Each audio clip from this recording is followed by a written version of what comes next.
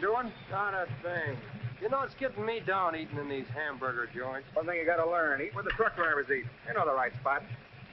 See, I saw a funny thing up the road just now. Good-looking dame sitting in a car all alone. Yeah, what was she doing? That's just it. She wasn't doing nothing, just sitting there. I got a rule about women. If they ain't breaking the law, let them alone.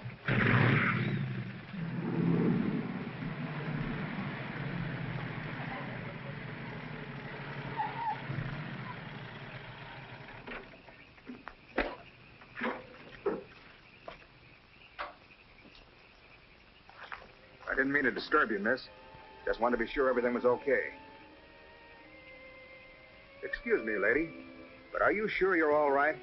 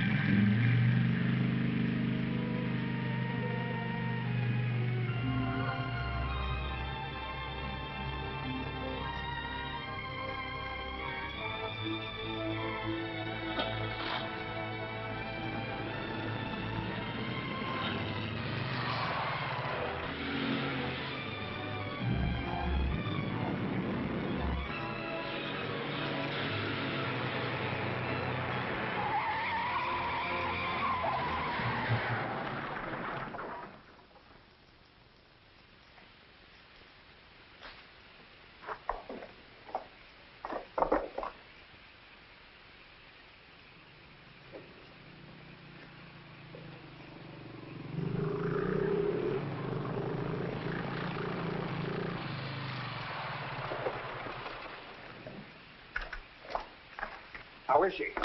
Luckier than she deserves. I just checked on her up the road. She was acting kind of strange then. I better call that ambulance. I doubt if it's serious, and I'm as good a doctor as you'll find at this time of night. Let's take her inside.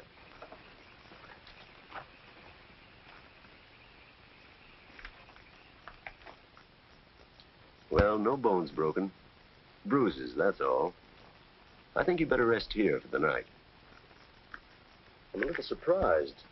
You're a beautiful young woman. You've been in an accident. You haven't asked for a mirror. Perhaps that fits with the way you were driving tonight. Perhaps you find the idea of living not very attractive. Is that any of your business, Doctor? As a matter of fact, it is my business. I happen to be a psychiatrist. I don't need a psychiatrist. You won't mind if I disagree with you. Here's a beautiful young woman, apparently well-to-do, apparently in good physical condition, who just doesn't care what happens to her. This is interesting. Not altogether unusual, but interesting. Of course, there are the obvious deductions. It's my life, Doctor, and I prefer to run it myself. And you don't want anyone to see inside it. Perhaps you don't even want to take a look yourself. Many women haven't the courage to face themselves, so they look for escape in one excitement after another. Half my patients are like that. But I'm not one of your patients. If you tell me how much I owe you, I'll be going back to town now. Very well. I'll drive you to the station.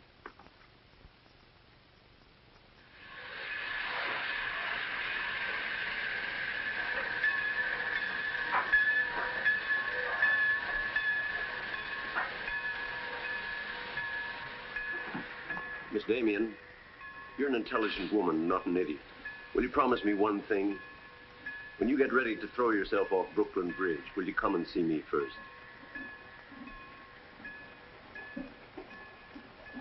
Goodbye, Doctor.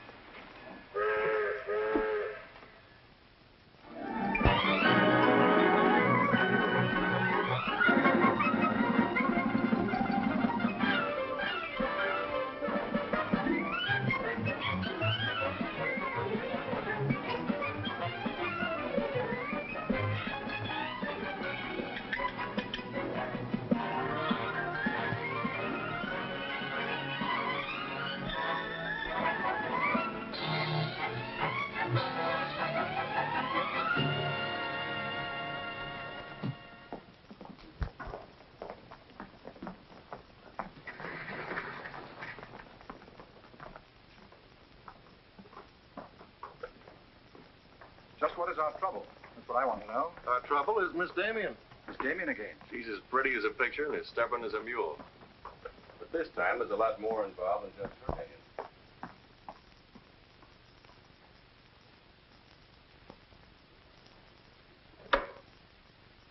Come in, Miss Damien. We were just ripping you up back a little bit. So I gathered. It's nothing personal. It's about Mr. Courtland. Courtland. Oh, yes. He runs a jewelry store. He owns Courtland and Company. London, Paris, Fifth Avenue. You may remember him as one of our biggest advertisers. Oh, what Shirley wants to say. I know what Shirley wants to say. I always know what Shirley wants to say. He wants to know why I killed the art layout on Mr. Courtland's famous jewels. And I understand the April number goes to press without it. That's right. In the first place, it's no art layout. It's a press agent's dream. But the result is we stand a good chance of losing the Courtland account. Now, am I running my department or am I not? I haven't said anything, Miss Damien. Well, I had a talk with Courtland. He was decidedly acid about it.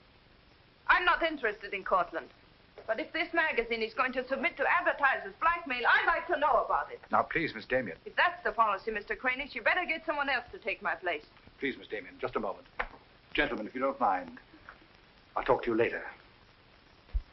I thought I should bring this to your attention. You can't blame us for trying. No, of course not. No harm done, gentlemen. Madeline, you've got yourself all worked up. Come, sit down. I'll get you a drink. No, thanks. I don't want one. No? What is this private blackmail of yours? Threatening to quit in order to win an argument. Oh, I'd just as soon quit. I mean it. Now, tell me, what's happened? You're all wound up. What's bothering Oh, you? nothing's bothering me. You know I don't want you to quit. I won't go into my personal feelings, but you are the best art editor we've ever had. How's the insomnia? Oh, I found some new sleeping pills. Red ones this time. Red pills to put you to sleep. White pills to wake you up. Doesn't sound very sensible, my dear. What are you doing this evening? Dining with Freddie Fancher. Oh, Freddie again. Oh, I couldn't get out of it, Victor. We're using some of his drawings next month. But it'll be the last time, I promise. Madeline, you're a bundle of lies. A very lovely bundle. Beautifully tied together. I'm trying to be honest, but you won't believe me, will you? No, my dear. Because I don't really think you believe yourself.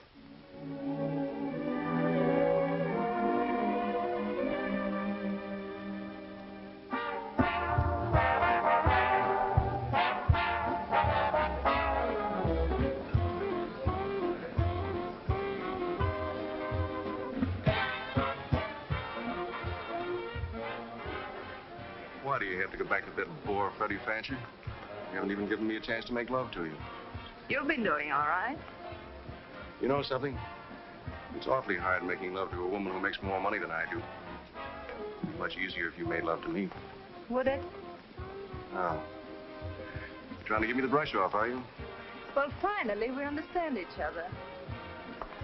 Well, there you are, Freddie. There's your girl and no bones broken. I'll see you at the office, Madeline. I'd join you if somebody asked me. Nobody's asking. Fair enough. Why do you have to dance with that pollywog? Look, I've told you not to drink. I always drink, particularly when I'm with you. Oh, am I that hard to take sober? You're a voluptuous pain in the neck. I'm going home. You're not going to walk out on me. Come on, be yourself. I've told you I'm going to leave early. But you can't leave me just sitting here in the snow. I'm mad about you. In my own foul way. Good night, Freddie.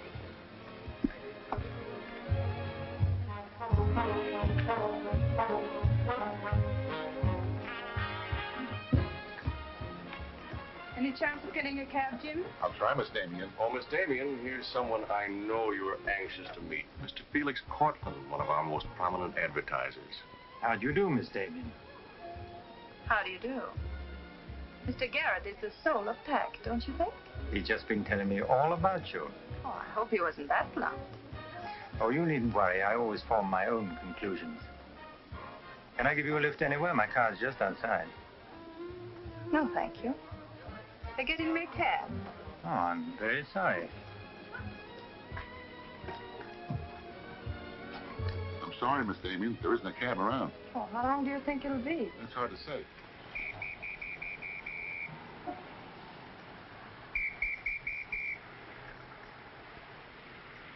Are you sure you don't want a lift? Well, there doesn't seem to be any alternative. Good night, Mr. Garrett. Good night, Mr. Courtland.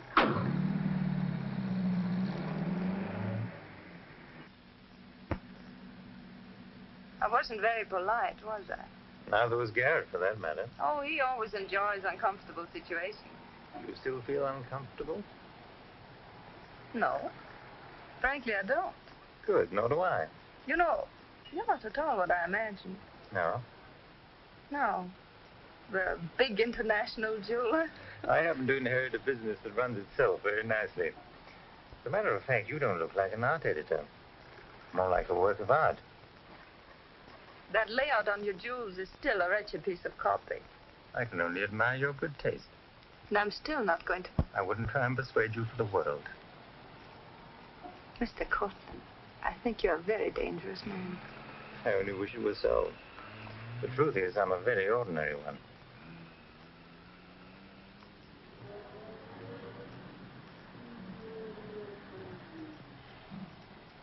Oh, I'm sorry. I forgot to give you my address. It's my fault. I forgot to ask you. Won't you come in for a minute? No, I don't think so. Oh, but you really must see those jewels you've been insulting. They're much handsomer than the photographs. I'll need you in about 15 minutes. But I said I wasn't coming in. Oh, yes, so you did.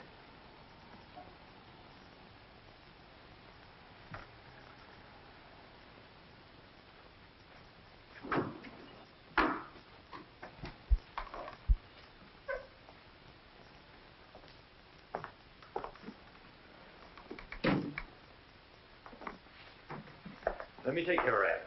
Well, I'm only going to stay a minute, you know. Of course.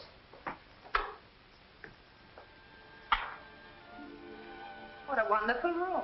I've had this place a long time. In fact, I'm pretty disgustingly rich. Don't you find that rather pleasant? Oh, it's not so hard to take once you get the hang of it. I think I know all the troubles that come with money. And all the pleasures. Well, have you got me all figured out? Only what I see here. Good books, fine pictures. Wonder if you ever look at them. Oh, but I do. I'm a lonely bachelor, and I spend hours here all by myself poring over old manuscripts. You don't expect me to believe that, do you? Didn't my father paint that? Was Stephen Damien your father? Uh-huh. That's very interesting. Is it? I remember when he came here to paint that picture of my mother. Everybody was fascinated by him, especially Mother. Father ended by chasing him out of the house. I'm afraid that's the way it usually ended. My father was very much in love with life. That's a Hungarian custom, isn't it? Not exclusively Hungarian. Weren't you going to show me your jewels? Oh, yes, of course. I'd quite forgotten. That's the reason we came in here, wasn't it?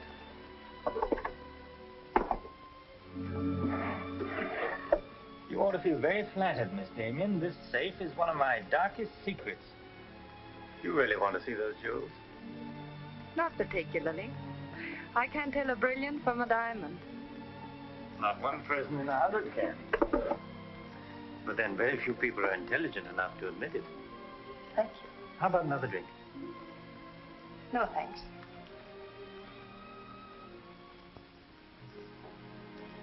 You know, you need relaxing. Lots of relaxing. I can hear your nerves snapping like rubber bands. I'm not nervous at all, see? You're a very curious mixture. A highly moral voice. That's not me, that's my mind. A man's mind, I'd say. Why not? I do a man's work. And desperate eyes. Eyes full of shadows. Insomnia does that. Does it?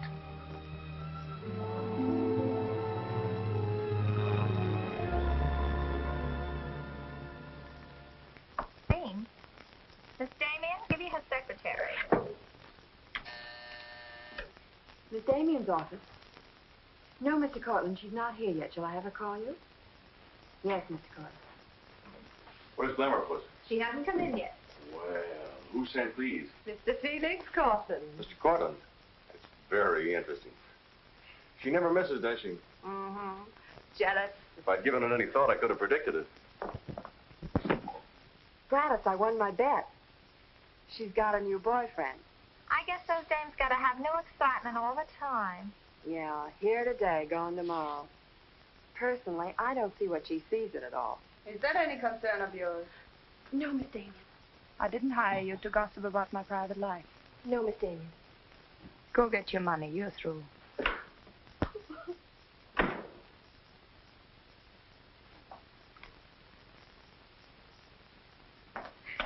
Damien, come in yet? What's the matter, sweetheart? Miss Damien fired me. Fired you? What for? He heard me talking about Mr. Courtland. Courtland, eh? Don't you worry, baby. I'll fix that. I understand you fired June. That's right. What's the idea? I don't like people to gossip about me. You don't, eh? No, I don't. Well, it's pretty late to be thinking about a thing like that, and it's a rotten trick to take it out on your secretary. Get out of here. You don't think your life is a secret, do you? Boys were betting 8-5 this morning that the Courtland layout would be in the next issue. You're disgusting. Madeline, why don't you get wise to yourself? Everybody else is. One romance after another. That's your whole life, and you adore it. Get out. You try to dress it up with pretty words, but you don't fool anybody. They know what you are, and you'll never change. Get out! You don't care because it's too much fun.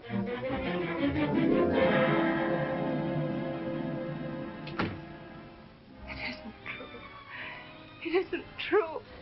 It isn't true.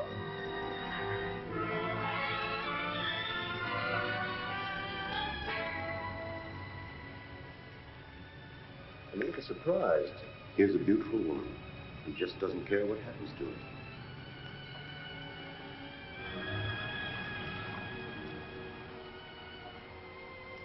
Many women haven't the courage to face themselves, so they look for escape in one excitement after another.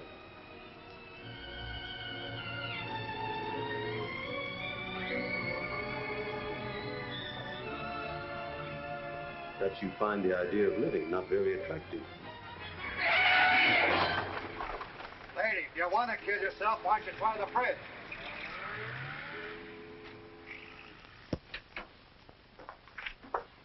I'm glad I was right. An intelligent woman, not an idiot. Sit down. That's it. Now, if you feel like talking, just go ahead and talk. You're afraid, aren't you? Well, it's our job to find out why. To explore the shadows and throw light on what we find there. Then you'll be able to see yourself clearly and face yourself honestly. When you can do that, you won't be afraid anymore.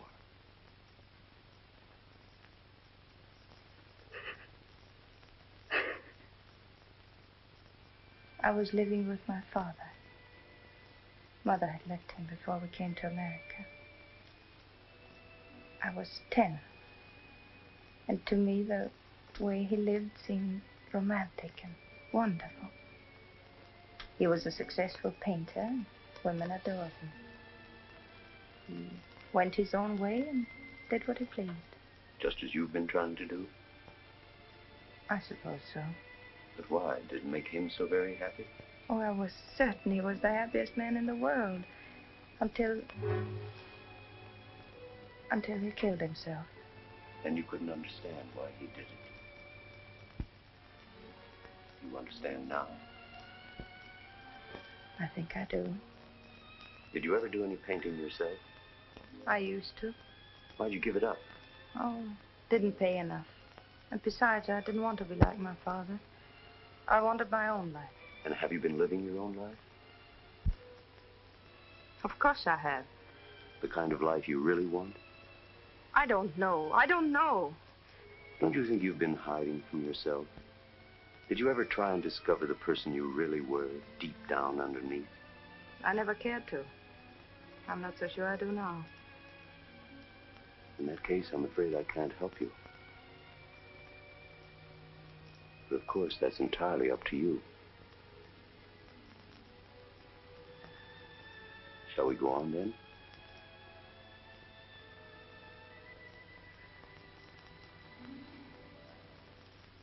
I was doing what I wanted to do. Paying my own way and making my own rules. Nobody was hurt. Nobody but yourself. And it didn't really make you happy, did it? Wasn't that because down underneath you knew there was something missing? Something important? I suppose so. That would worry you, wouldn't it? And then you would drug yourself with the excitement of more excitement. Oh, I know the pattern, Miss Damien. You're suffering from a disease of the times. A neurotic malady as commonplace as chronic alcoholism. Suppose for a moment that you were an alcoholic. They're much the same, you know. Unsure of themselves underneath. and seeking reassurance from new excitement. Instead of getting at the cause, the drunkard solves his problem by taking another drink. This, of course, is no solution. And eventually, we find him sprawled hopelessly at a bar, without the strength or even the desire to save himself. I can't go on with this. You're not helping me. You're insulting me. You've been insulting yourself, Miss Damien. Insulting your body and insulting your soul. Your life hasn't been gay and glamorous at all. It's just been muddled and senseless. You know that now. And if you really want to change it, you can start right away. Now it's up to you.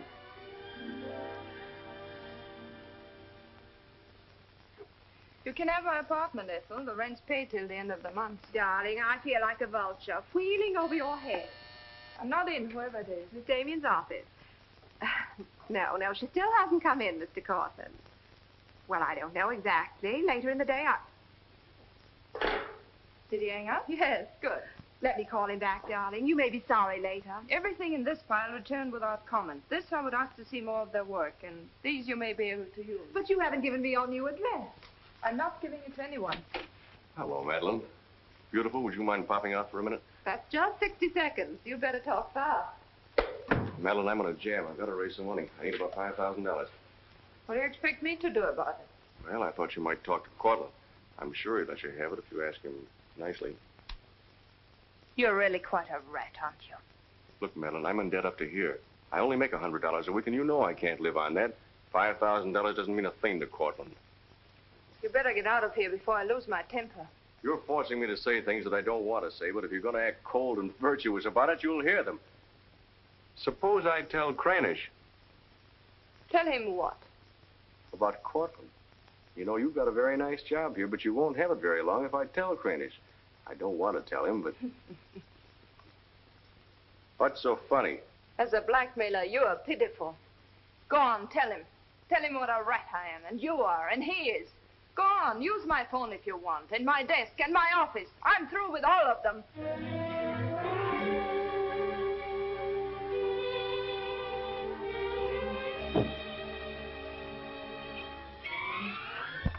Boulevard magazine. No, Miss Damien hasn't been back. Just a moment, please. I'm sorry, she doesn't work here anymore. You might try at her home. Waldorf Apartments. Waldorf Apartments? Miss Damien? Oh, no, she gave up her apartment. Why don't you try the post office? Dalton? Damien. Here, Richard Caleb, 137 West 50th Street. Well, I've nothing to do except that Miss Damien has taken my advice as a doctor. She's been living in an area of infection, and she's removed herself from it. I take it you consider me part of the general contamination. Well, you've come here for information, not diagnosis. I usually charge a fee for insulting people. I'm willing to pay for data of any kind.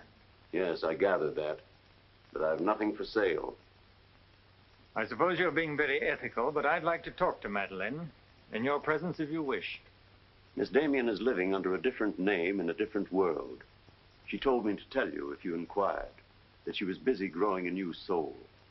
Now, would you please keep off the grass? Goodbye, Mr. Courtland. Bye, Doctor.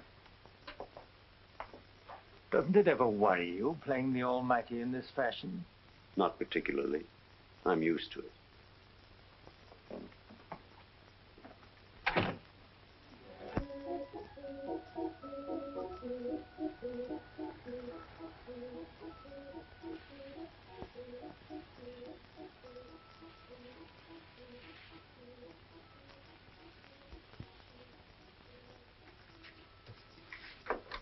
How's it look?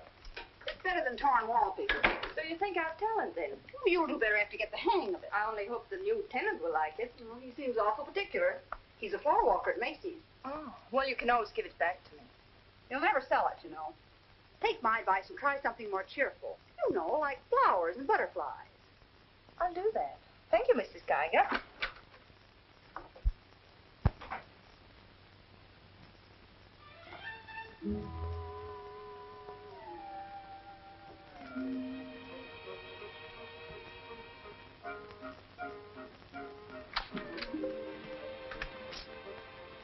Thanks.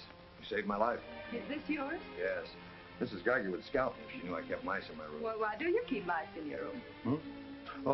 Pathologist, part of my homework. I really shouldn't bring these fellas out of the lab, but, well, I got kind of attached to this one. Oh, thanks again.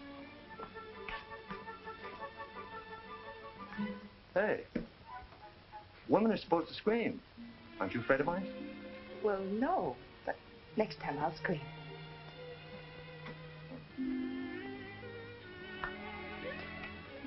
Good afternoon, Miss Green. Hello, how's the work going? Oh, all right, I think. Yes.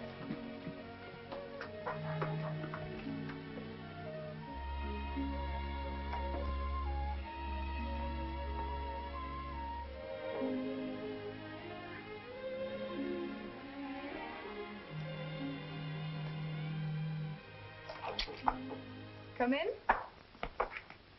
Hello. Hello. Say, you're an artist, aren't you? Well, I don't know. Oh, Mrs. Geiger said yesterday that you were. She's an authority if I ever saw one. I was wondering, could you do a job for me? Want your portrait painted? Me? Oh, no. No, nothing like that. I'm doing some research, and it has to be illustrated. Oh, what do you want me to draw? Nothing fancy, just blood cells and things. Sounds fascinating. Oh, it is, really. You see, it's a lot like... Oh, no, you'd be surprised. It really is fascinating once you get in it. Of course, I'm on a fellowship, and I couldn't pay you very much. Matter of fact, I couldn't pay anything till the first of the month. That'll be all right. Oh, fine. Swell. It's all settled then. I'll see you at my place about 6 o'clock. Oh, but couldn't I... Oh, sure you can. I just live downstairs. You know, the mousetrap.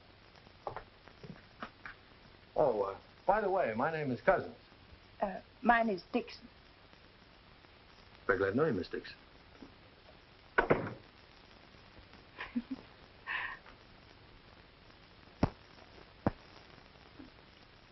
Just what am I drawing? Am I allowed to find out? Sure. Effective anti-reticular serum on cell tissue. That's all I wanted to know. Oh, say, that's quite good. I'll take it to the lab with me in the morning. I'm just about ready for the next one. Do you realize it's 12 o'clock? Oh? I haven't had my dinner yet, and you haven't either. Oh, gosh, I'm sorry, but well, I got so wound up on this. So did I, but now I'm hungry. Well, tell you what let's do. We'll go out and eat. That's a brilliant idea. I'll get your coat. Do you do this all the time? Only since I got out of the Army. I was lucky to get this job of research. Now I've got to get it finished. Then what? Oh, then I go back to Oregon and become the usual respectable small-town doctor. No mice? No. No mice. Head colds and belly aches. $5 a visit. Maybe you'll like it. You'll get some rest. Oh, I'll get plenty of rest, all right, but I don't think I'll like it. You folks going out this time of night? That's right. We're meeting a few friends at the Busy Bee cafeteria. We don't want to miss the floor show. We'll have to hurry. See that he eats. He hasn't got any more sense than a goose. I'll feed him with a spoon. I got onto it first up in a little town in Germany while I was still in the Army. I'd met a couple of Russian medical officers who were working on anti-reticular, and well, they were pretty steamed up about it. Kaiser? No, thanks. We got together the first night over a bottle of vodka. I remember the town was still burning. Well, maybe it was the vodka, but anyhow, we got to talking about anti-reticular, and, well, I guess I got pretty excited. You mean you speak Russian? Over a bottle of vodka, anybody speaks Russian. Care for some coffee? No, thanks, I've milk. Oh, one, please. At any rate, I promised myself that night that just as soon as the war was over, I was going to do a job of this. You haven't stopped to eat ever since. That's an error I'm just about to rectify. $1 even. There you are. Thank you. Thank you. You, sure you've got everything you want? Oh, yes, thanks. You know, I don't think you're much of a doctor. Do you call this a sensible diet? Pancakes and pickles? Well, scientifically, there's two kinds of diets. The kind that doctors prescribe and the stuff they eat themselves. Oh, but you're always in such a rush. You can't make scientific discoveries that way. Sure you can. Take Benny. He saw some flies nibbling at a piece of pancreas. Figured out that there must be sugar in it, and in 1 minute he had the idea for insulin. You know, you're a very lovely girl. You're not being very scientific, Doctor. Oh, but I am. It's the very heart of science. It's the truth. Let's talk about insulin. Insulin.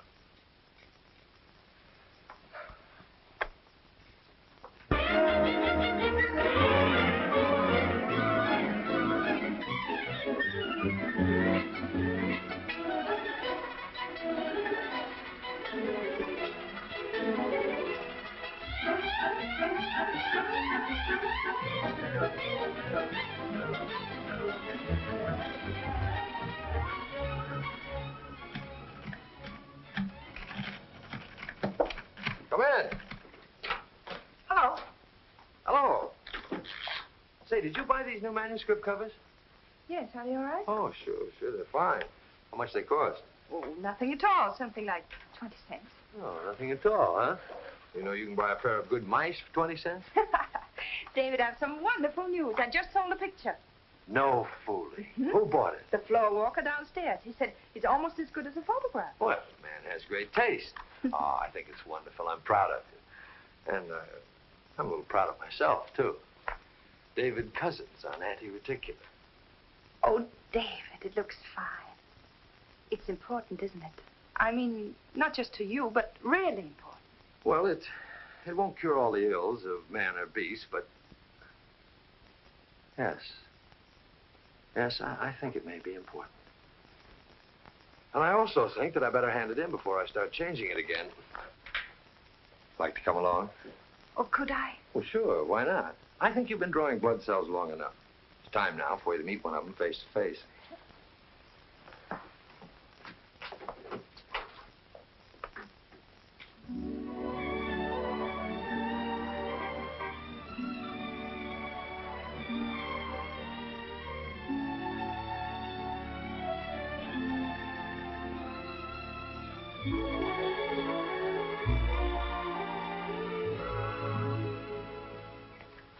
I hope your text is as good as your illustrations. I hope so, too, sir.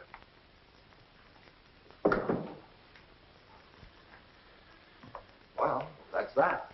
You didn't tell him there were your drawings, did you? I didn't tell him they weren't. Come on, I'll show you my lab. Coffee.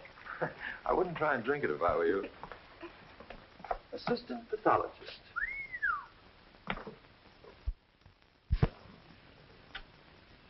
Well, this is me. How do you like it? Oh, I think it's wonderful. But how do you find anything in this place? Been here for 6 months and I haven't lost anything yet. Doesn't matter anyway. If the boss okays my research, I'll be out of here in a week. Back to Oregon? Yes, back to Oregon.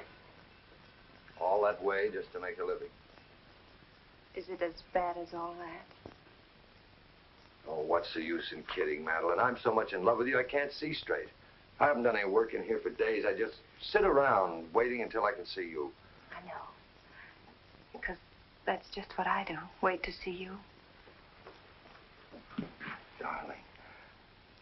Oh, darling, I never felt like this about anyone before. Tell me, when did you first know? Oh, when I first saw you, I think. Yeah, me too. I'll never forget you standing in that hall with a mouse in your hand. Only I didn't know then what was happening. I thought I had the flu. Will you marry me? Oh, David. Well, will you? We don't know each other. I mean, you don't know me. Oh, but I do. Of course I know you. Now, what do you want to know about me? David Cousins, M.D., University of Oregon, Captain Medical Corps Reserve, young, healthy, and very much in love. Will you marry me? Oh, please don't ask me now. Well, I've got to ask you now. I want to marry you now. Please give me time, David. I'm all mixed up. I'd like to go home now. All right.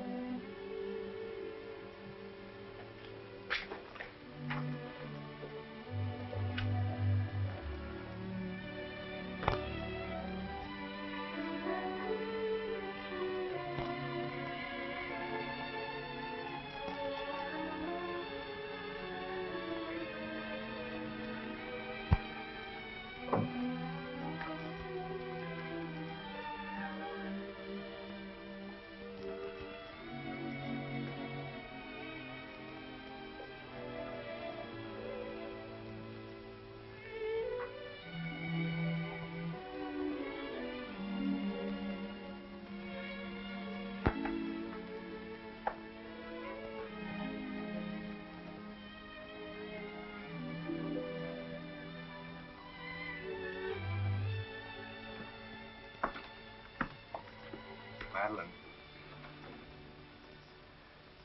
You haven't answered a rather important question I asked you. I can't say no, because I wouldn't mean it. Darling.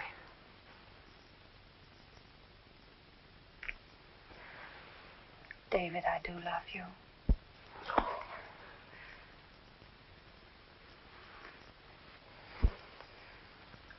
Good night, darling. Good night.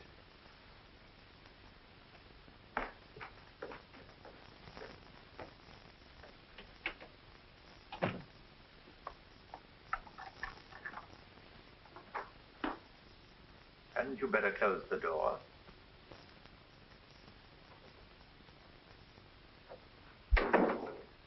A gentleman I hired provided me with your new address and the proper keys. Suppose someone had seen you.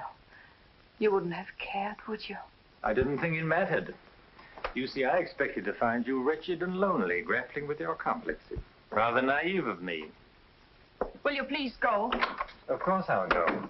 But before I do, wouldn't you like to tell me about him? Why? I'm in love. Now, laugh if you want. I don't feel like laughing.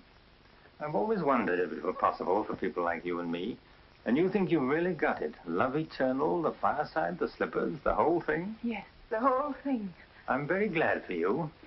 And I think I'm a little sad for myself. You haven't told him, have you? Told him what? Well, about me, for instance. Why should I tell him? You're absolutely right. You shouldn't. Men prefer to keep their illusions, don't they? Please go. If you ever need me, you let me know, won't you? And don't call the past too many names.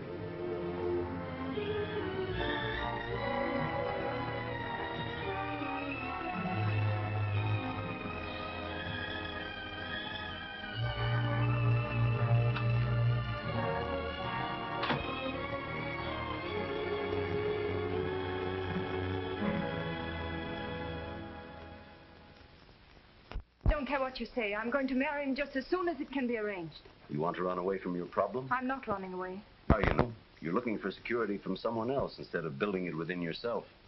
But I love him. I can't talk to you if you don't believe me.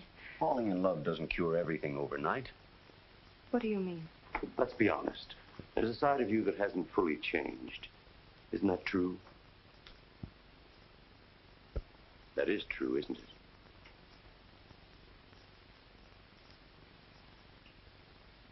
Yes.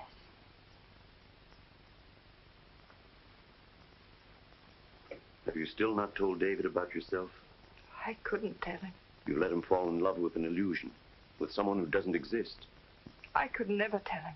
He might stop loving me. Isn't that a risk you'll have to take? You're being very careless about it. You can't build a lifetime relationship on a lie. If you're really in love, you'll tell him. With the others, it was different. But if you love him... Will you please stop saying if? How many times must I tell you I love him? But real love is a sharing. If you're strong enough to face this yourself, you're strong enough to face it with David. Oh, I can't do it. I can't risk the only happiness I've ever had. That's up to you, Miss Damien.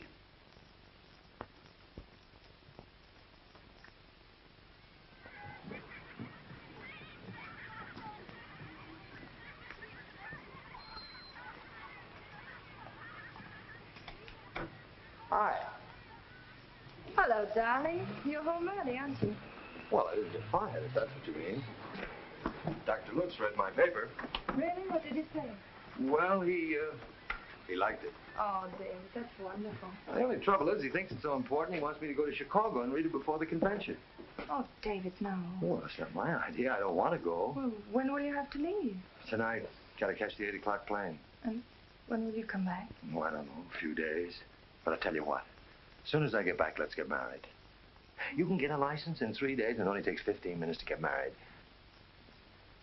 You still want to marry me, don't you? Oh, more than anything in the world.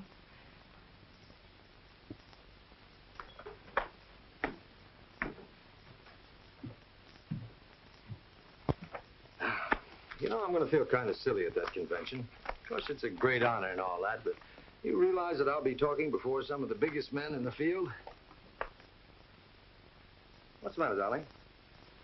Nothing. I was just thinking how I'd feel if you didn't love me. Oh, don't be silly.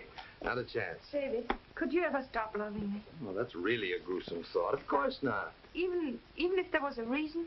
The world is bothering you. Nothing. I just wanted to be sure. Sure about what? That you loved me and not an illusion you built up about me. Scientists can't believe in illusions. I believe in you. You're the best thing that's ever happened to me. 4 shirts. I wonder if that'll be enough. Come to think of it, it'll have to be. That's all I've got. Socks? Well, that just about does it. Madeline, was there something special on your mind? Something that you wanted to tell me? Just that I love you, that's all.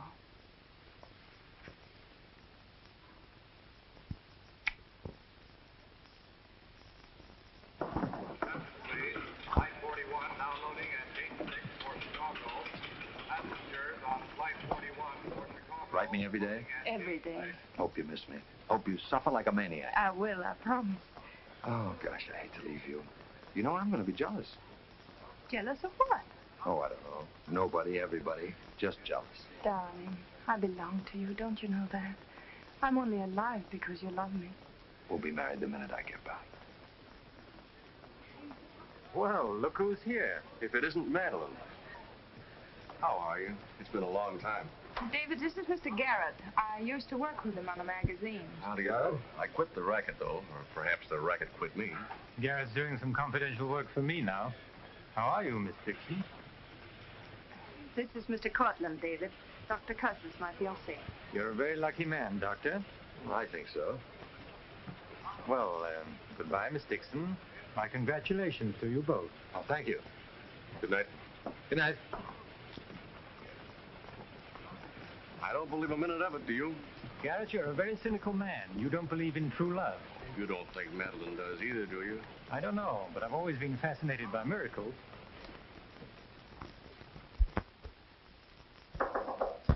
Come in. Telegram for you, Miss Dixon. I thought I'd bring it up myself. I thought it might be important. The news? He won't be back till Friday. That's men for you. You never can count on them. Oh, I forgot. A doctor somebody called you, said you were to call Miss Ethel Royce. She's been trying to get in touch with you. Friend of yours? Yes. I suppose you got your own reasons, but you ought to get out and see your friends, instead of sitting in this room all day and all night. Thanks, Mrs. Geiger. None of my business, mind you.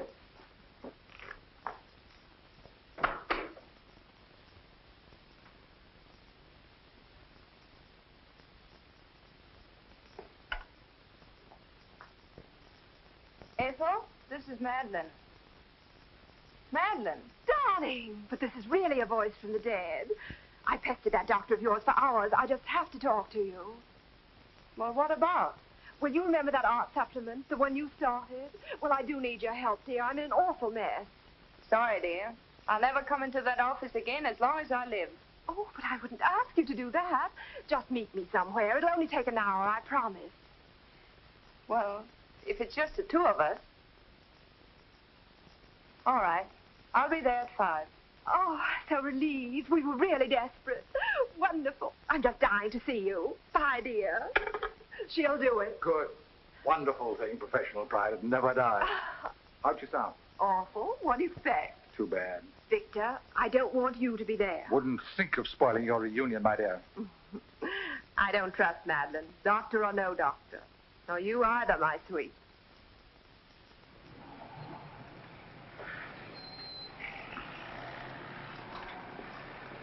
Hello, Miss Damien. Glad to see you back. Glad to see you, Jim.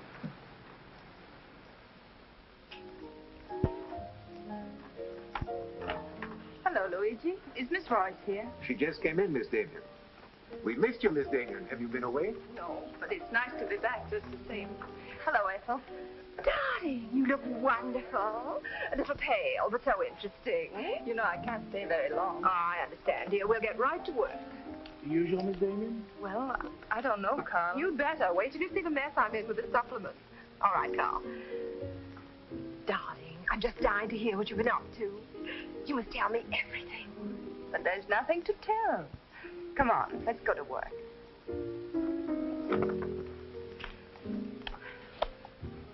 You're just marvelous, my dear. You made the whole project seem utterly simple and practical. Not for me. Darling, you used to be able to drink 10 in a row. I'm out of training. No one would know it, my dear. You seem just like the old Madeleine again. It's the surroundings. What do you say we have dinner and go to a show? No, really, I've got to stagger home. Madeline, my dear, this is a surprise. Victor, hello. What good fortune running into you like this? Do you mind? Don't let her fool you, Madeline. You heard me making the date with you. It's true, but I'll deny it. Frankly, I wanted to have a look at you. You look very dashing for a hermit. Thank you. We've all missed you desperately, haven't we, Ethel?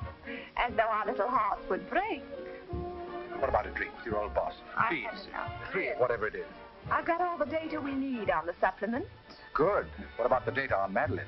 No data. Now, if you'll excuse me, I You really can't go now. Look who you'll run into. He's seen you. Mr. Garrett no longer graces our staff. What happened? He got to be utterly gritty. Say nothing of a slight discrepancy in his accounts. Mr. Garrett believes that the world owes him a gay life, no matter who pays for it. Well, hello, stranger. How are you? Wonderful. Nobody here seems particularly glad to see me. Should we be? Oh, well, it's been nice knowing you. There goes one reason for my ivory tower. One? Darling, I'm constantly running into men who adore you. Slews of them. Hated them all. I know what you're thinking. I had an odd way of expressing my distaste. Not odd, darling. Shall we say just, moody? Well, here's to memory.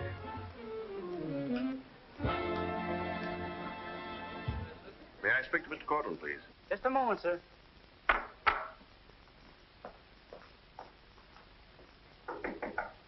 Just a minute.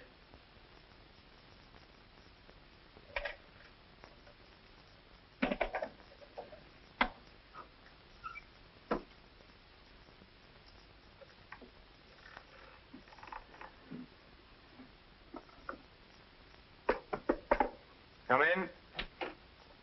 Mr. Garrett on the phone, sir. All right. Hello, Garrett. I have some interesting news. Do you know who's here? Madeline. How considerate of you to call. By the way, I've just been through the stones in my safe, and one's missing. The stone is not terribly important, but you're the only person who knows about my safe, and the fact is you did have my keys for quite a while yesterday.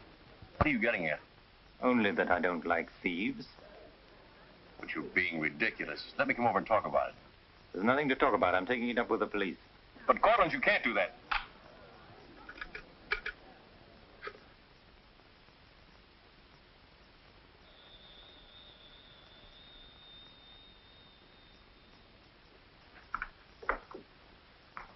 Mr. Garrett again, sir. Tell him I've gone out. I'm sorry, Mr. Courtland has just left.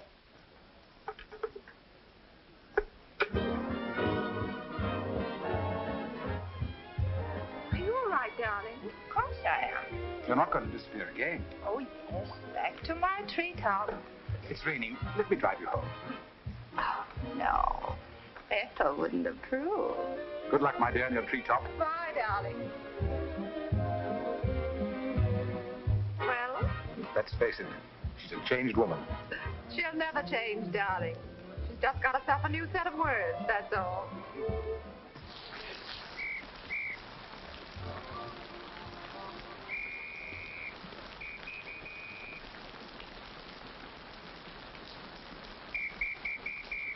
Madeline.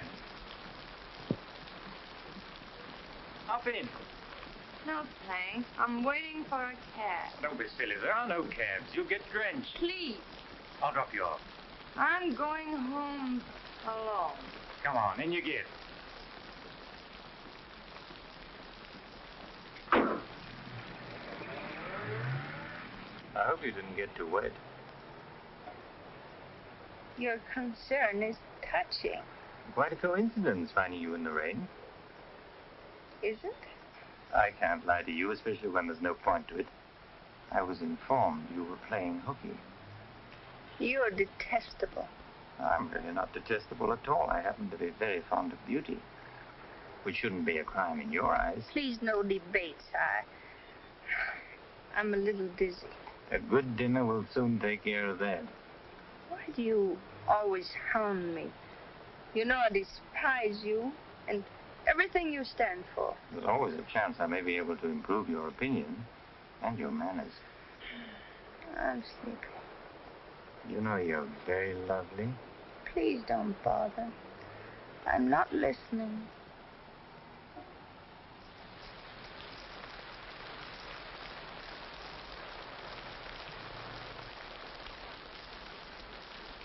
Where are we? Don't you remember you visited here once upon a time? You're foul. You said you were taking me home. You forgot to mention the subject. A significant omission, as your friend Freud would say. Come on, I'm getting soaked. That launch you. I'm going home. Right after dinner. Think how wonderful you'll feel when you slap my face.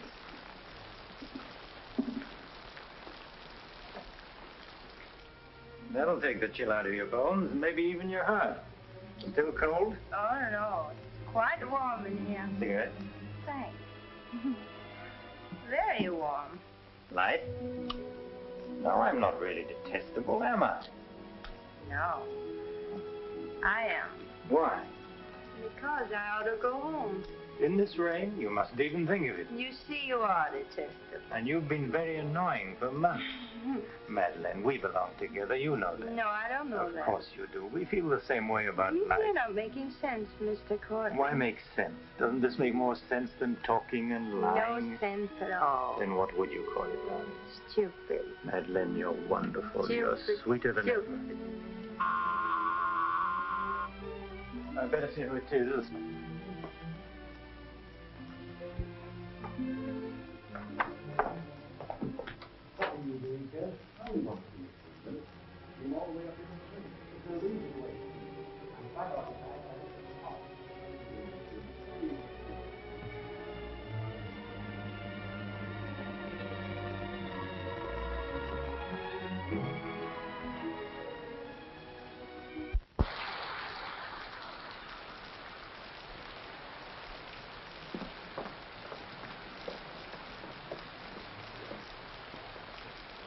But I tell you, I'm going to raise the money. I'll pay you, honestly. I don't like dealing with thieves. That's a job for the police. If you swear out a warrant, you'll never get a dime. Look, I didn't sell it. I just had to have some money temporarily. Here's the pawn ticket. I'm not interested in pawn tickets. Good night, But, Gary. Courtland, you've got to give me a chance. I said good night.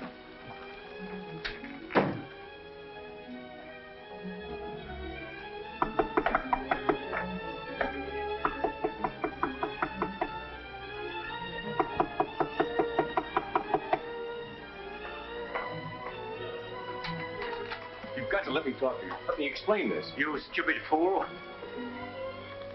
You have the stone back. I'll get it to you. I promise I will. All I need is a little more time, just a couple of weeks. What are you doing? Phoning the police. You can't do that. I'm not going to let you ruin me.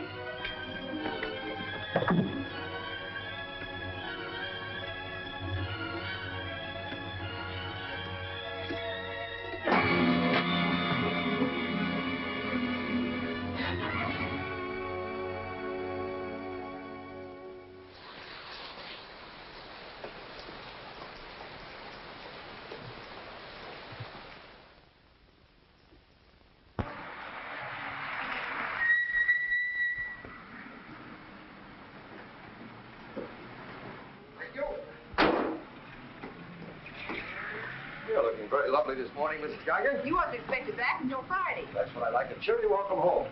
Miss Dixon upstairs? I haven't seen her this morning. Who is it?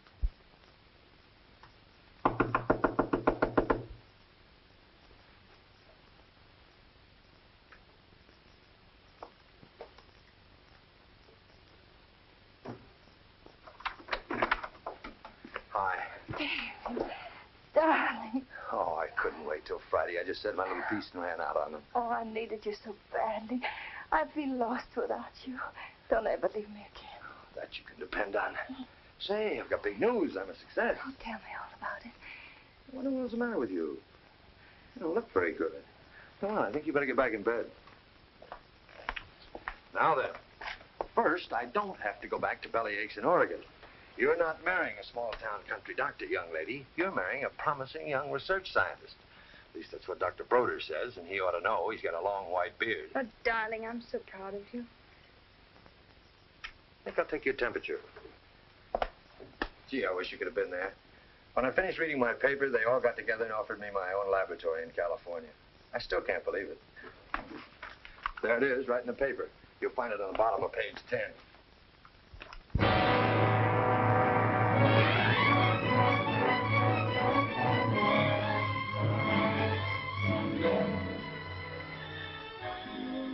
It makes you feel that you're really important. You know what he said to... Madeline. Madeline, what's the matter? David. Oh, darling, you're cold as ice. You've got a chill. You stay right here. I'll be back in a minute. Oh, don't go. Don't leave me. I'll only be a second. I want to get a hot water bottle and some more blankets.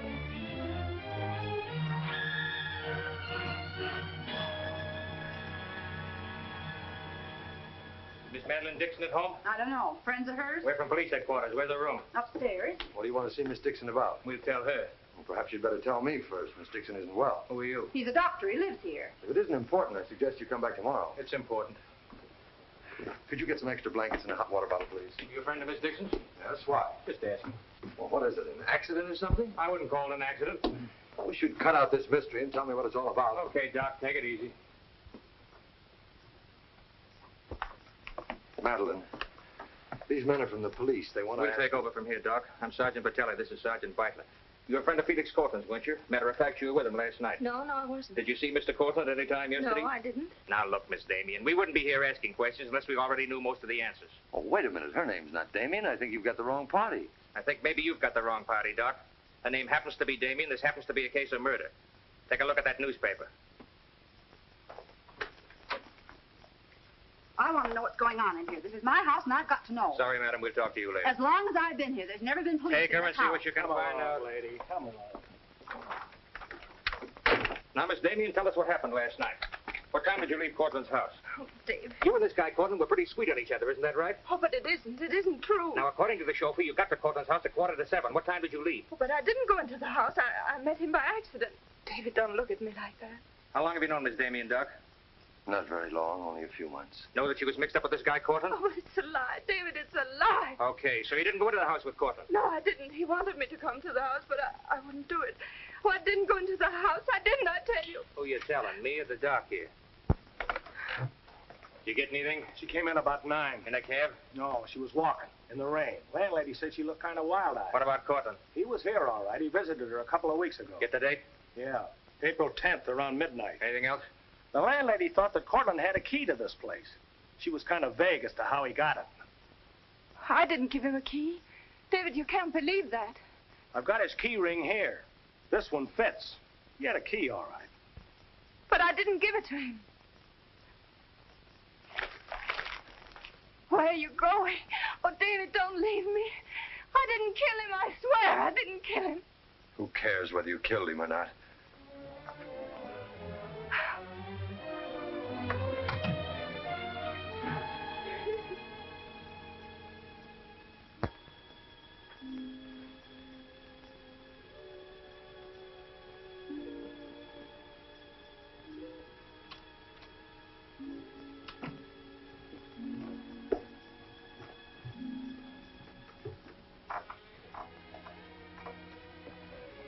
Could I see him for just a minute? Well, it isn't regulations. Okay, 60 seconds. David, please listen to me. You lied to me. You've always lied to me. But I'm not lying now. I didn't want to go with him. He said he'd drive me home. And he made love to you, didn't he? Oh, don't deny it. Of course he made love to you. He had a key to your room. I should have told you many things. I tried to, but I just couldn't. If this thing were so innocent, you would have told me. When I said I was in love with you. When I asked you to marry me. I was afraid, David. I was afraid you wouldn't understand. You bet I wouldn't. Before I met you, I was horrible. But you changed all that. You made me sane and happy. Why keep on lying? You tried that upstairs and it didn't work. Look, I was in love with you. All right, I made a mistake. I thought you were something wonderful, and you turned out to be something else. So let's just forget about it. The only thing that you can do for me is let me alone.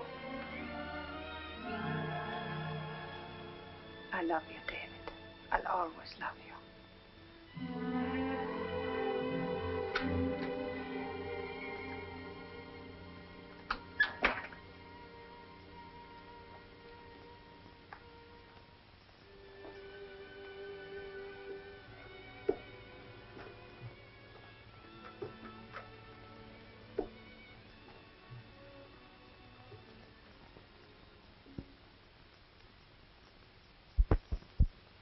And so, ladies and gentlemen of the jury, the prosecution will prove beyond a shadow of a doubt that Madeline Damien is guilty of the premeditated murder of Felix Courtland.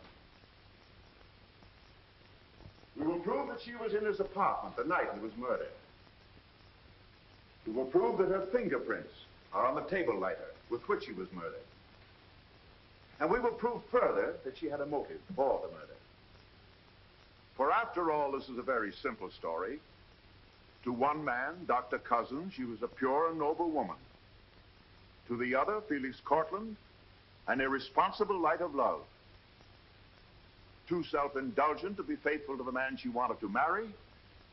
Too weak and lacking in character to break with Courtland. Her twisted soul was bent on a heartless deceit.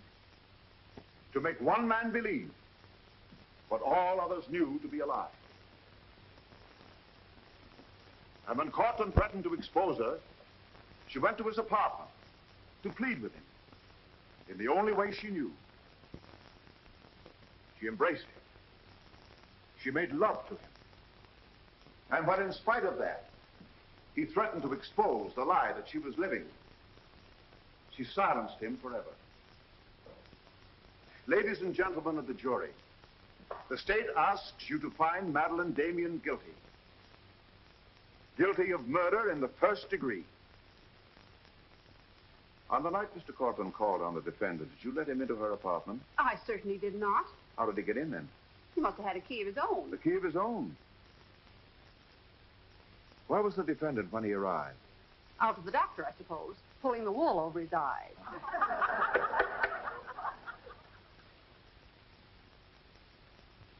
Thank you, Mrs. Geiger.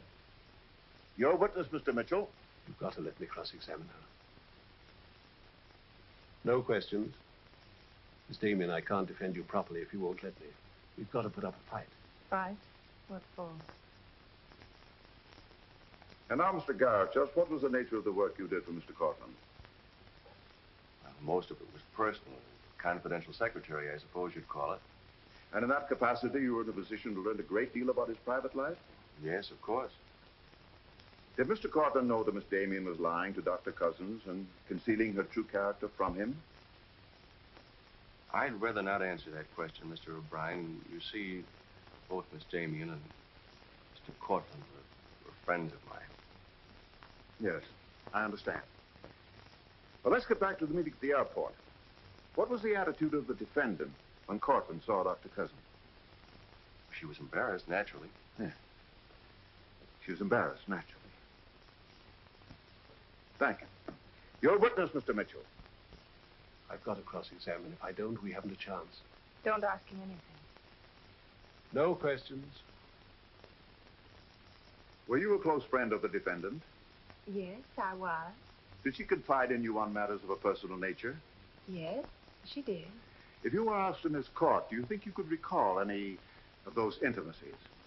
I could recall some of them in lurid detail. Your Honor, I object. Objection sustained. Well, let me ask you this, Miss Royce. Would you say in general that men found Miss Damien attractive? Definitely. And would you say that Miss Damien found men attractive to her? I'm afraid I most certainly would. You would? What were the relations between Miss Damien and her former employer, Mr. Cranish? They were friendly. In your opinion, was there anything more than friendly? I object, Your Honor. The question calls for the conclusion of the witness and is prejudicial. Objection sustained. Dr. Cousins, I'm Dr. Caleb. Miss Damien's a patient of mine. I don't happen to think she's guilty of murder, do you? No, I don't. She may be guilty of other things, but in there she's being tried for murder. And she won't even defend herself. She's got a pretty good lawyer, hasn't she? She needs your help, Doctor. In her own mind, she's not on trial for murder. She's on trial for those other things. And it's not the judge who's trying that case, it's you. I don't want to be rude, Doctor, but I don't think you know what you're talking about. I'm sorry to disagree. You see, I've been treating Miss Damien for some time. I happen to be her psychiatrist. Dr. Caleb. I'm sorry to have bothered you, Doctor.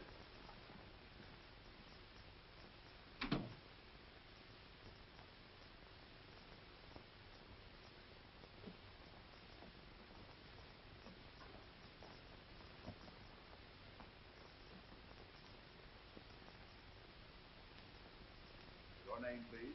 Richard Caleb. You are a psychiatrist? I am. Miss Damien came to you as a patient? Yes. Did she come of her own free will? Yes, of course. Isn't it true, Doctor, that people do not go to a psychiatrist unless they consider themselves, well, shall we say, not well balanced? In general, that's correct. As a matter of fact, wasn't Miss Damien on the verge of committing suicide when she made her first visit to you? Your Honor, I object. Well, no matter. We'll prove that by other witnesses. However, is it not true that people who come to you as patients come with problems? Objection. Objection overruled. Well, Doctor? There'd be no point in their coming to me if they didn't have problems. So the defendant came to you with a problem. Do you mind telling us, Doctor, in your opinion, just what was Miss Damien's problem? That is a confidential matter between doctor and patient. I'm afraid I can't discuss it. Well, during the course of your treatment of Miss Damien, did you ever discuss her relationship with Dr. David Cousins? Yes, we did. Well, bearing in mind the fact that she's engaged to be married to Dr. Cousins, do you think she was as frank with him as she should have been? As a matter of fact, I urged her to tell him everything. And did you? Not to my knowledge. Well, why not, Doctor? Why didn't you? I'm afraid you'll have to ask Miss Damien about that. Did you ever meet Dr. Cousins? Yes, just a few minutes ago. Well, I'm sure you found him a reasonable, intelligent young man. And yet the defendant refused to confide in him. Having met Dr. Cousins, I think I can see why Miss Damien hesitated to confide in him. Do you mind telling us why? It's my impression that Dr. Cousins hasn't the capacity, either emotionally or intellectually, to understand a problem like Miss Damien's.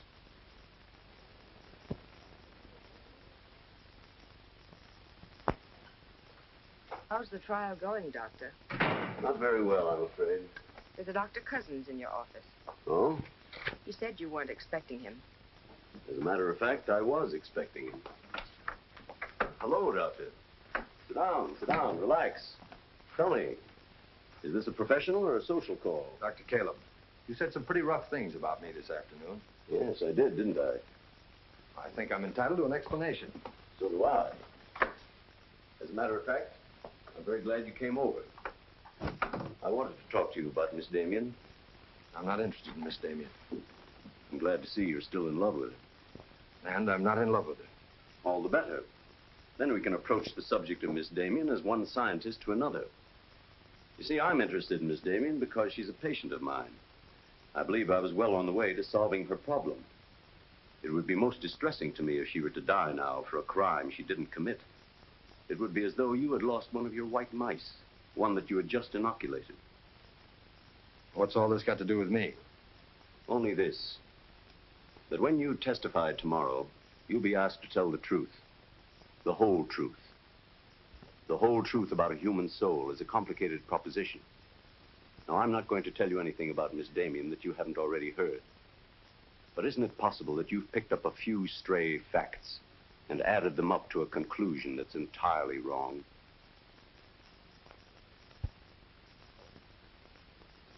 Won't you sit down, Doctor?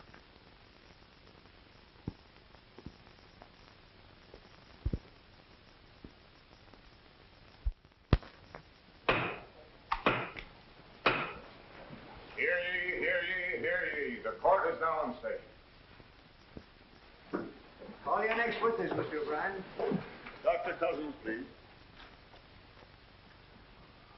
This will be their last witness. You've got to let me put you on the stand. I tell you quite frankly, Miss Damien, if you won't testify, you haven't got a chance. Raise your right hand. You solemnly swear to tell the truth and the whole truth, nothing but the truth, so help you God? I do. Please be seated. Your name, please. David Cousins. Under what name did you know the defendant? Madeline Dixon. Did she ever tell you her true name? No, sir. Did she ever lie to you about her identity? Yes, sir. How long did she continue to lie to you? Till the morning the police came. Did she ever tell you about her relations with Courtland? No, she didn't. You proposed marriage to the defendant, and she accepted you. Yes, sir. And still she didn't tell you about Courtland? No, sir. When did you first know of the true relationship between them? Same morning, the morning the police came. Oh, I see. Then from the moment you met her until the day she was taken into custody, you didn't know the truth about her character. I object, Your Honor. Mr. O'Brien, haven't you covered your point? Well, Your Honor, I'm merely trying to clarify for the jury the true nature of the defendant's motive. I see. Thank you. One more question, Dr. Cousins. If you had known the truth, would it have affected your love for the defendant? Your Honor, I must protest. Let him answer. Objection withdrawn. And now, Dr. Cousins, if you had known the truth, would it have affected your love for the defendant?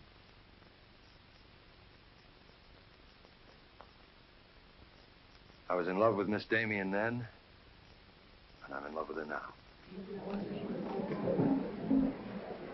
Your witness, Mitchell? No questions.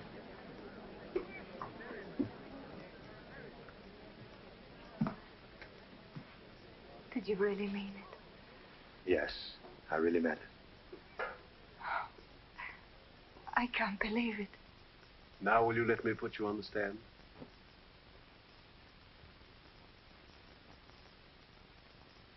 You admit you went to Courtland's apartment that night? Yes.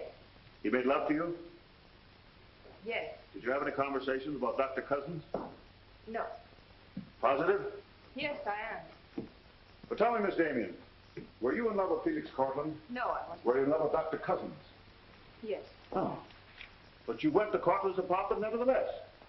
Yes, I told you that. You were in love with one man, yet you chose to visit the apartment of a man you didn't love. Did you go of your own free will? Yes. Mr. Courtland didn't force you or threaten you? No. Then why did you visit him? I don't know. I made a mistake.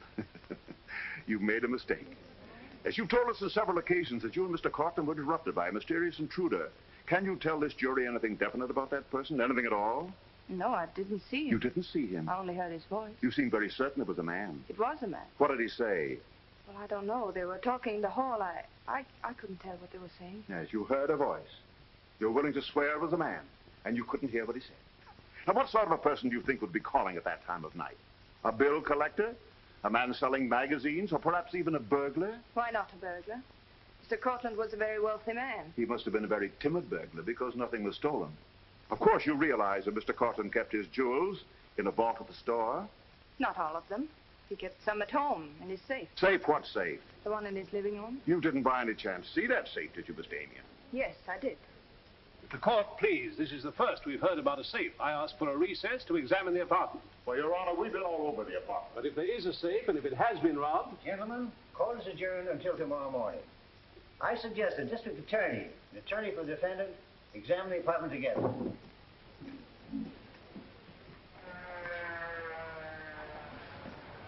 What about this safe, Mr. O'Brien? What safe? How about some papers on the inside, Mr. O'Brien? You boys better wait outside. I may have a statement for you when I come out. Mr. O'Brien. Huh? Mind if I tag along? I don't know why you're sure. The fine witness you turned out to be. Couldn't help that, sir. All right, Garrett, where's the safe? Me, Mr. O'Brien? I don't know of any safe in here. I didn't think you did. If you want an unbiased opinion, I don't think there is a safe. Well, here's the learned counsel. Perhaps he knows. Where's the safe, Mitchell? My assistant's checking the location with Miss Damien. He'll be along in a minute. Oh, you're on a dead one. While we're waiting, maybe Mr. Garrett could tell us where the safe is. I've asked him. He doesn't know. I don't understand that, Mr. Garrett. You were very close to Courtland, weren't you? That's right. I'm sure if there was a safe in here, I would have known about it. At least I would have seen the key to it. The answer's very simple. There is no safe. What did you find out? I got the dope on him, Mr. Mitchell. Splendid. It's over here in this bookcase. You were wrong for once, Mr. O'Brien. Could be. What do you know about that? Have you got Courtland's keys? There they are. Thank you. That looks to me very much like a safe, Mr. O'Brien. Yes, it does, doesn't it? But not like a safe that's ever been robbed. I don't think a good burglar would leave those behind. I guess we're right back where we started from. Well, I've seen all I want. How about you, Mitchell? You win this round. Lock it up, sir. Yes, sir. See you in court, gentlemen. Can I give you a lift, Doctor? No, thanks. Sergeant, I have some papers here, Mr. Courtland, I'd like to put in order. Do you mind if I stay? It's all right with me. We're finished with the place. Thank you very much. Anything I can do for you, Doctor? Oh, I was just curious about something. I've never seen a safe like that before. One that operated with a key. Come to think about it, I guess I haven't either. Normal assumption about a safe is that the lock works on a combination. Yes, I guess most of them do. I was wondering how you knew that this one worked with a key. You said you'd never seen a key to it. Did I say that? Uh-huh. I guess I must have said something I didn't mean. Oh, I see. There could be another explanation. Really? Yes. That you were lying when you said you'd never seen the safe before. You're not serious, are you, Doc? I'm a scientist, Mr. Garrett. When we get hold of an odd fact, we consider every possible explanation. We make some of our most important discoveries that way. Well, it must be fascinating work. Yes, it is. Suppose I had known about that safe, which I didn't. What would that prove? Frankly, nothing. But it does suggest a theory. You were very close to Courtland. You knew about the safe. Maybe the safe was robbed. Perhaps he found out about it. He was quarreling with a man in the hall the night he was killed. Maybe that man was you. That's a very interesting theory. Yes, isn't it? Well, as I said, I'm a scientist. When we hit on a theory like that, the next thing we do is to test it. That's all I'm doing. I see. Then you won't mind having a little talk with the police? Why, no. Why should I? Fingerprints. But then, of course, if you've never seen the safe before, you won't mind them checking it for yours. Oh, certainly not.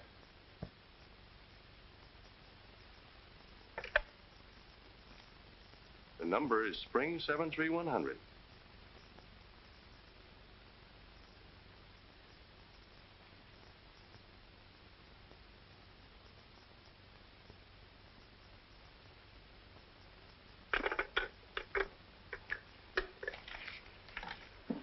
Okay, Doc. No hard feelings. Don't you think this sort of thing is rather out of your line, though? I guess maybe you're right. Bye, Doctor. Goodbye.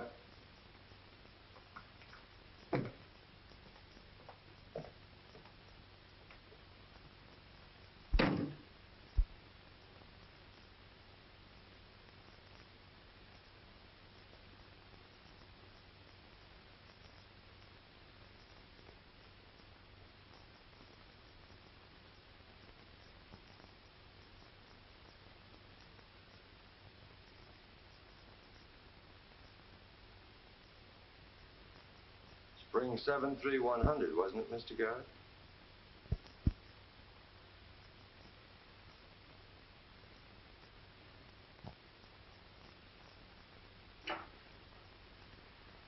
I guess maybe I underestimated you, Doctor.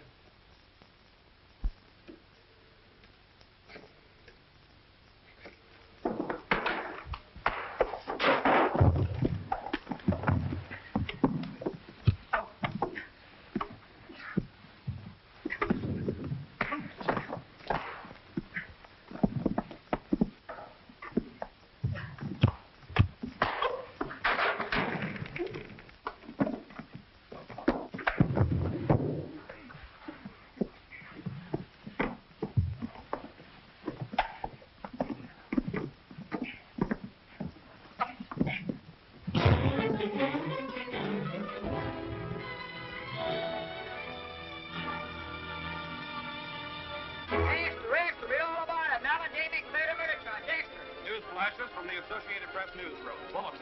Madeline Damien has been exonerated of the murder of Felix Courtland. Full confession by an ex-employee, Jack Garrett, is in the hands of the district attorney. It was a trial marked by many surprises. Notably, the beautiful defendant's startling disclosure of the jewel vault hidden in the apartment of the late diamond importer. The beautiful Madeline Damien goes free, and Broadway is tipping its hat today to the young doctor who engaged the murderer in a battle royal. Miss Geiger, I've been looking for Miss Damien. Have you seen her? She's gone. She asked me to give you this. Gone? Well, where did she go? I couldn't get a word out of her, but I know she left the airport more than an hour ago.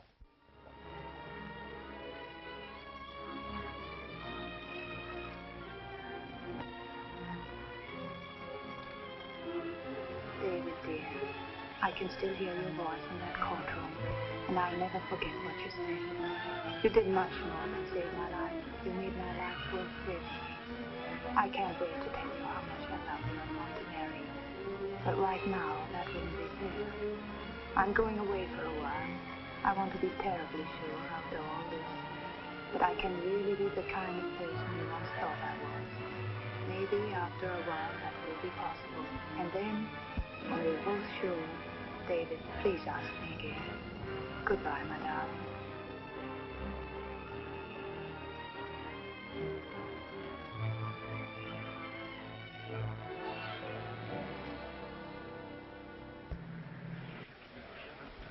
Passengers on Flight 41 boarding at Gate 6. Will you try and see him once in a while? Of course. You see, I want to be sure of myself. I'm sure of you. Are you really? After what you've been through, I'm very sure. All aboard, please. Goodbye. I still think you're making a mistake.